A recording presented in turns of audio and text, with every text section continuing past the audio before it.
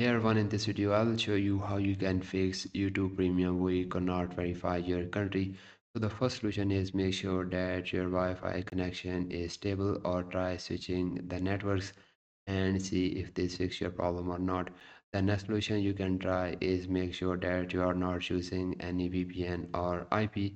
If you are using any VPN or IP, just disable it, then try to verify your country and see if this problem fixed or not. Now the next solution that you can try is open up your any browser, click on three dot option, go to settings and click on privacy and security, click on delete browsing data and just select this cached image and files and select all time, then click on delete data and now try to verify your country and see if this fixes your problem or not.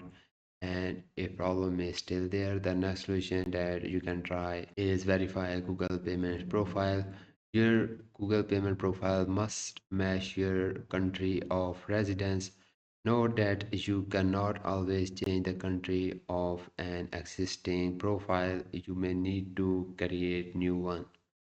Now the next solution is check Play Store region. Ensure your Play Store country matches your current location. If you recently moved, it can take up to 48 hours for the region to update.